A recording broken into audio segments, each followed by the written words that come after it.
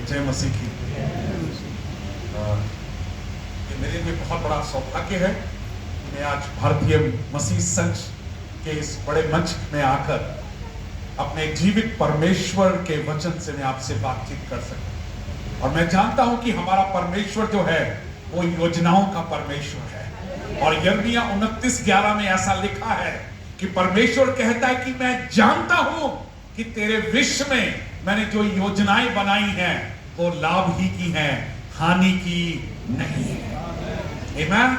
तो हमारा परमेश्वर चाहे वो व्यक्तिगत जीवन के विषय में योजनाएं बनाए, चाहे वो पारिवारिक जीवन के विषय में योजनाएं बनाए, चाहे वो एक देश के विषय में योजना बनाए, पर उसकी योजनाओं में लाभ है, हानि नहीं है।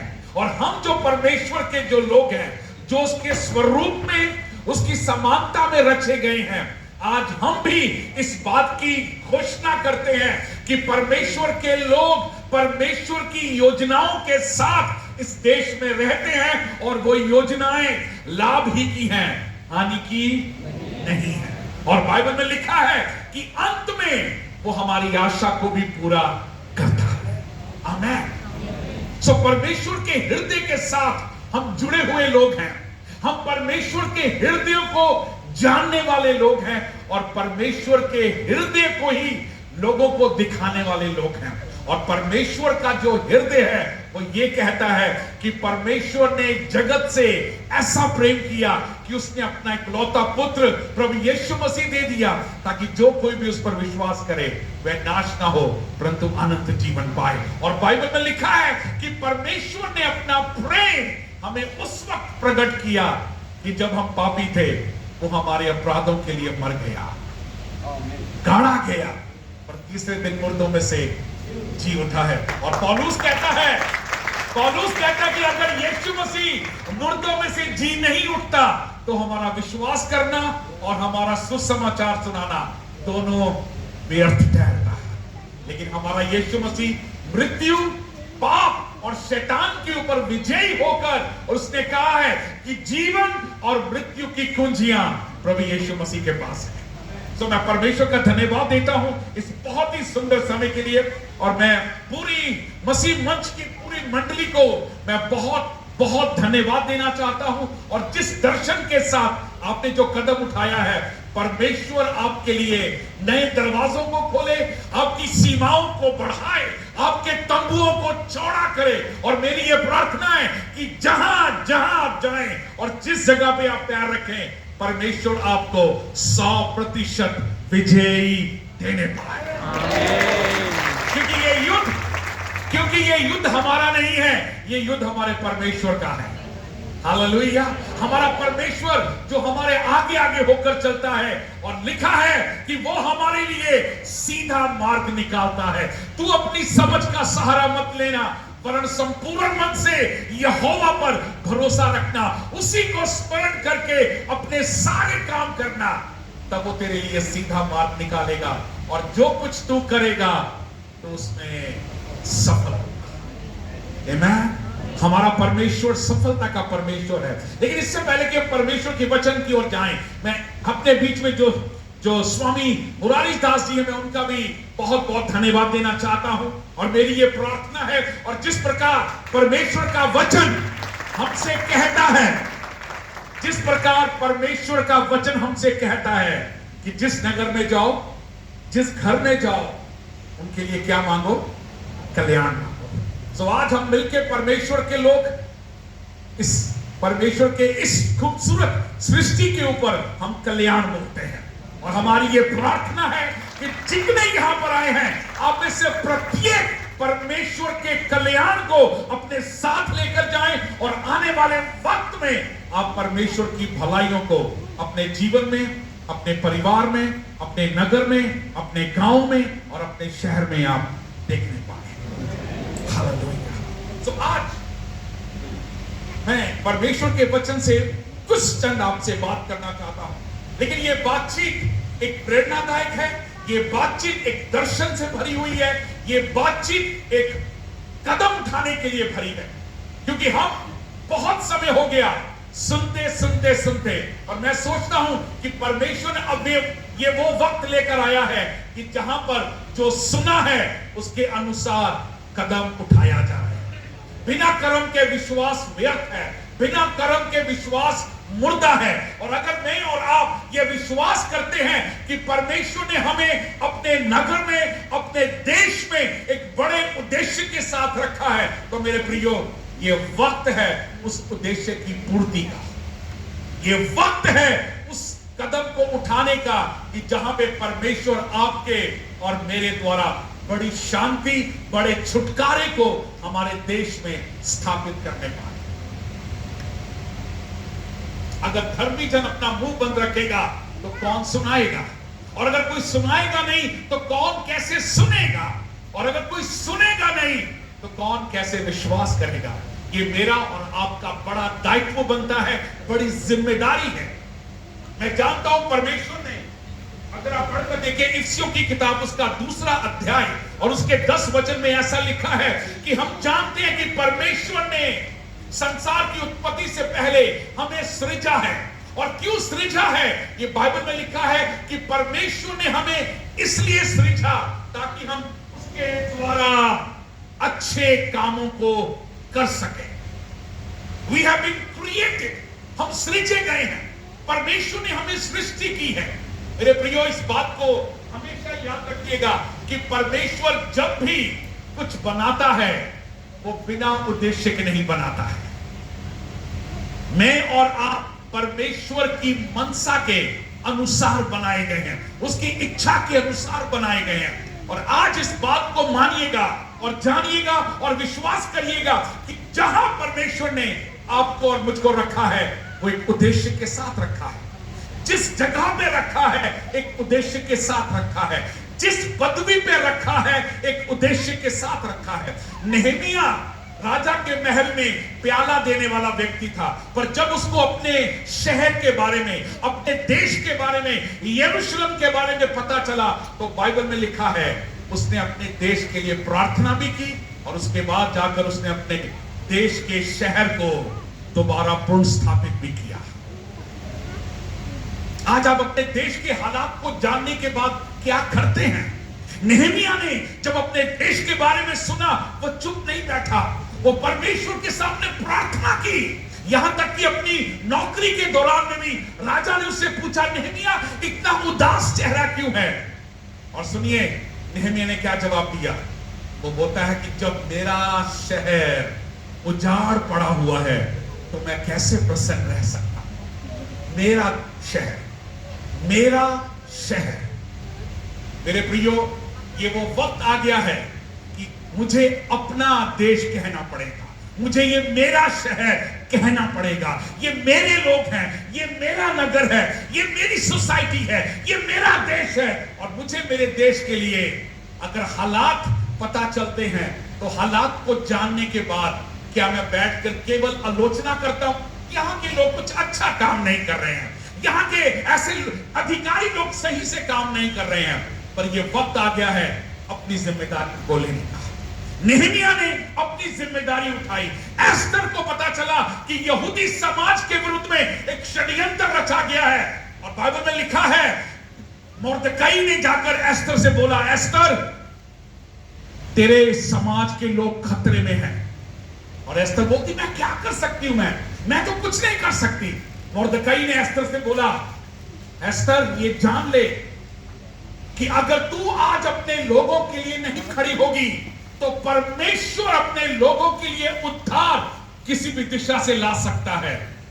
पर याद रख, तू और तेरा घराना न्याय के दिन खड़ा होगा परमेश्वर के सामने।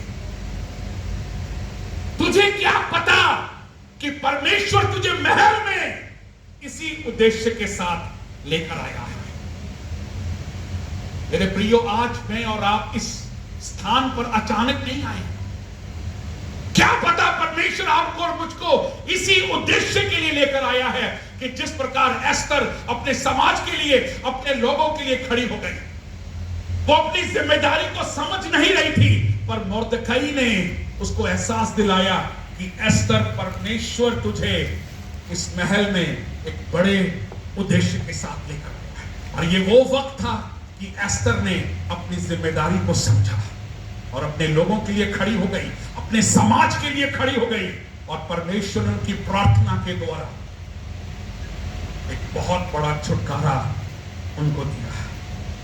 दूसरा ग्रंथियों उसका 4 अध्याय उसके 7 वचन में ऐसा लिखा है, हम सब मिट्टी के बर्तन हैं और परमेश्वर ने इस मिट्टी के बर्तन में एक बहुत बहुमूल्य धन, एक बहुमूल्य खजाना परमेश्वर ने डाला है।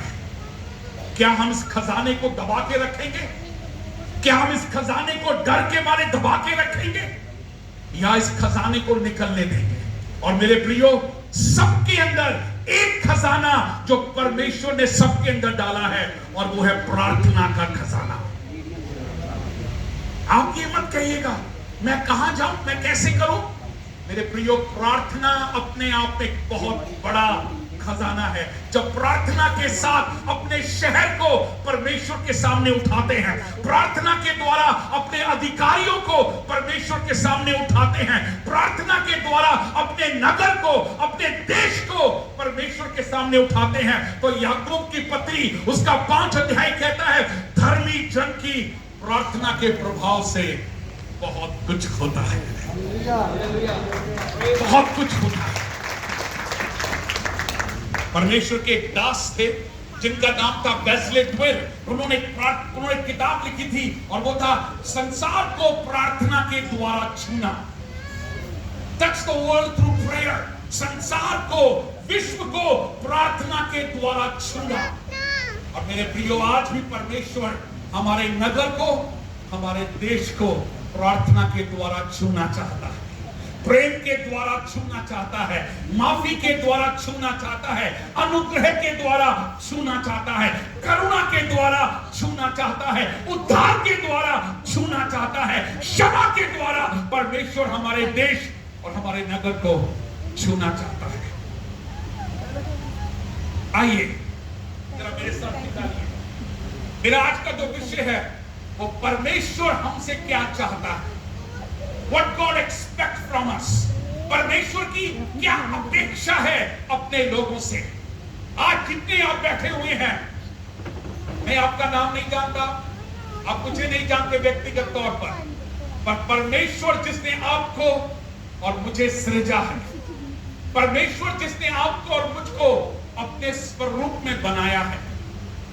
हम साइंस की उपज नहीं है, हम विज्ञान की उपज नहीं है, हम अचानक इस दुनिया में नहीं आए हैं, हम किसी मनुष्य की भी उपज नहीं है, बल्कि परमेश्वर ने हमें सृजा। बिली ग्राम जी ऐसा कहते थे, सुनिए ध्यान से। बिली ग्राम जब जीवित थे वो यूं कहते थे, कहते हैं आप मुझसे पूरी बाइबल छीन लीजिए पर मुझे उत्पत्ति 1:1 दे दीजिए। मैं अपनी पूरी जिंदगी उत्पत्ति 1:1 के आधार पर जी सकता हूं, क्योंकि वो कहते हैं उत्पत्ति 1:1 में जो शुरुआत हुई है वो मनुष्य से नहीं हुई, वो परमेश्वर से हुई है। कि आदि में परमेश्वर ने इस सृष्टि को रचा है। मेरे प्रियो, मैं और आप परमेश्वर के द्वारा सृजे गए। अगर एक कुम्हार भी एक बर्तन बनाता है ना, तो उसके सामने भी एक उद्देश्य रखकर वो बर्तन बनाता है। आज हम सब परमेश्वर के हाथों में बर्तन हैं। उस कुम्हार ने आपको और मुझको बनाया है। पर मेरे प्रिय, इस बात को याद रखिएगा, ये बर्तन बिना किसी वजह से नहीं बनाए गए। इंसान की जिंदगी की सबसे बड़ी बदकिस्मती क्या होती है? इंसान का सबसे बड़ा दुर्भाग्य क्या है? इंसान का सबसे बड़ा दुर्भाग्य ये है कि वो जीवन तो जी रहा है और उसको ये नहीं पता कि वो जीवन क्यों जी रहा है।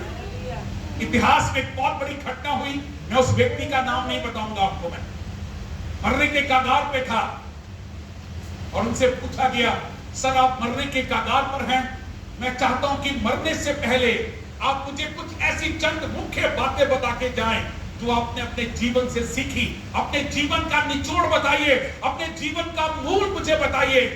और एक बहुत बड़ी शख्सियत थी वो, और उसने सर झुका दिया, क्योंकि उनके पास अपने जीवन का मूल, अपने जीवन का उद्देश्य, अपने जीवन का सारांश देने के लिए उनके पास कुछ नहीं था, कुछ नहीं था।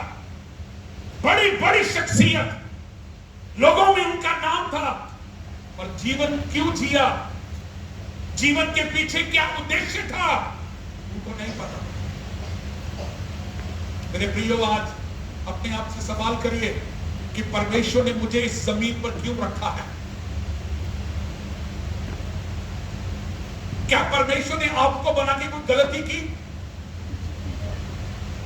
क्या परमेश्वर ने आपकी सृष्टि करके कोई गलती की?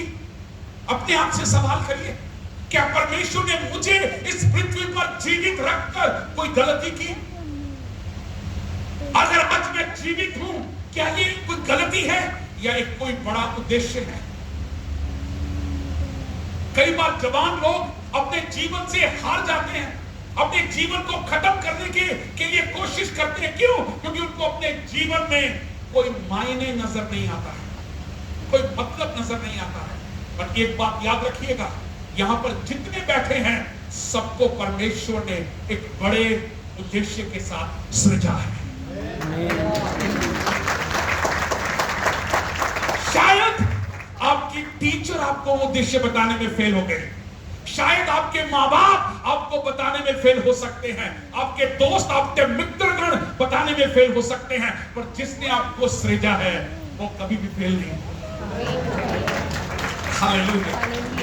आइए, अगर आपके पास परमेश्वर का वचन है तो मेरे साथ निकालिए मीका की पुस्तक, उसका 6वां अध्याय और उसके 8 वचन को। किसी के पास अगर प्रभु का वचन है, बाइबल है, तो जरा बुलंद आवाज से पढ़िएगा। ये आज हमारे लिए एक दर्शन है, ये आज हमारे लिए एक ऐसा संदेश जो परमेश्वर कहता है कि मुझे तुझसे क्या अपेक्षा है। मेरे साथ बोलिए, परमेश्वर यूं कहता है, परमेश्वर यूं मुझे तुझसे क्या अपेक्षा है, क्या अपेक्षा है। तो आज परमेश्वर हमसे क्या चाहता है, परमेश्वर की हमसे क्या अपेक्षा है, परमेश्वर का हृदय हमारे लिए क्या कह रहा है। आइए आज जरा उसके हृदय को जानिएगा, परमेश्वर का हृदय हमारे लिए क्या कहता है। जी, मीका उसका 6वां अध्याय उसके 8 वचन को जरा पढ़ें। हे मनुष्य, जी, क्या तुझे बता चुका है कि अच्छा क्या है, और तो मालूम से छोड़ और क्या चाहता है, कि तू न्याय के काम करे और कृपा से प्रीति रखे और अपने परमेश्वर के साथ नम्रता से चले। बहुत बहुत धन्यवाद। हे मनुष्य, आपको पता है कि परमेश्वर हमसे क्या अपेक्षा करता है, परमेश्वर हमसे क्या चाहता है।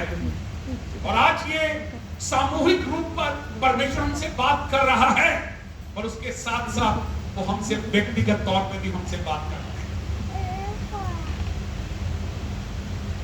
और आज आपका यहां पर आना एक बड़े उद्देश्य के साथ जुड़ा हुआ है, क्योंकि परमेश्वर आपसे, मुझसे अपनी पवित्र वाणी के द्वारा, अपने पवित्र वचन के द्वारा, अपने बहुमूल्य उद्देश्य के द्वारा वो हमसे बात कर रहा है। वो क्या कह रहा है कि परमेश्वर हमसे क्या एक्सपेक्ट करता है, हमसे क्या अपेक्षा करता है कि हम न्याय के साथ जिए। न्याय परमेश्वर की आवाज है,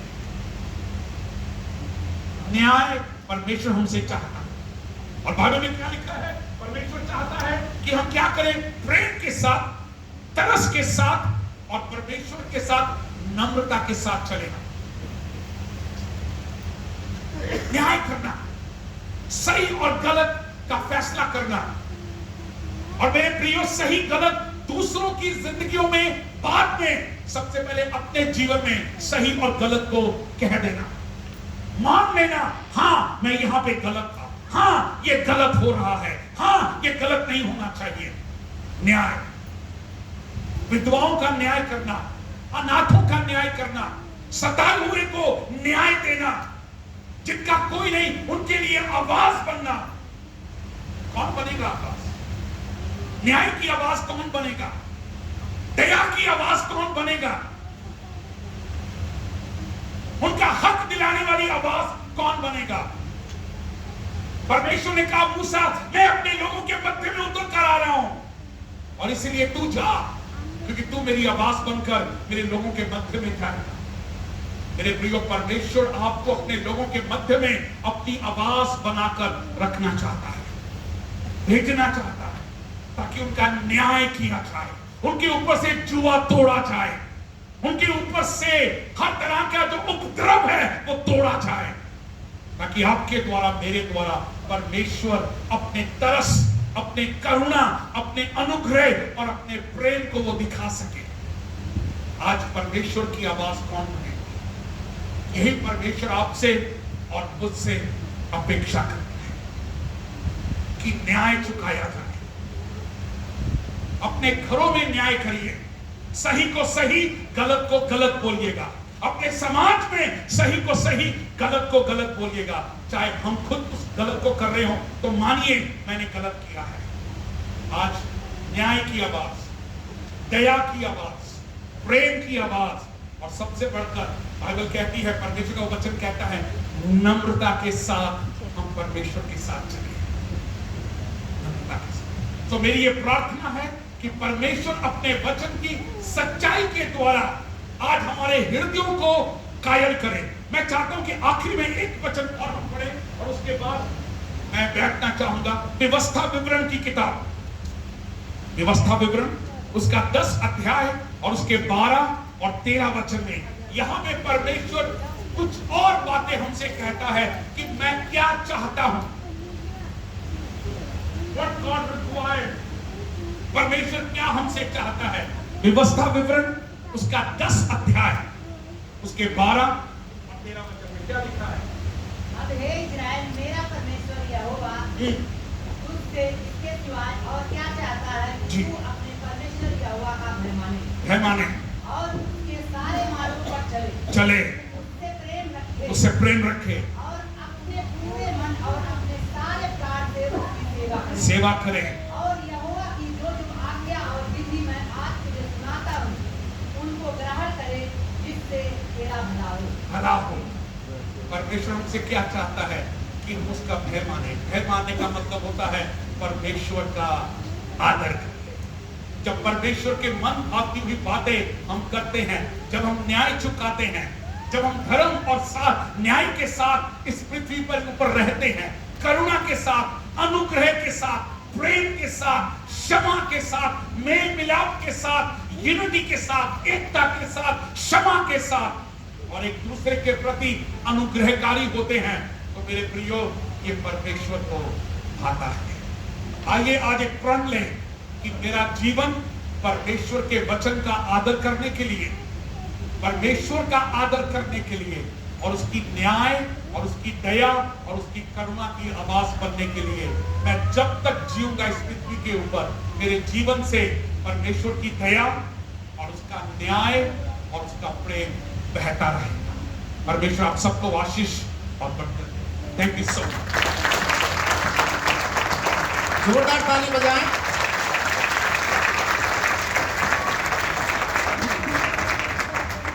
तो परमेश्वर के नाम को धन्यवाद हो। हमारे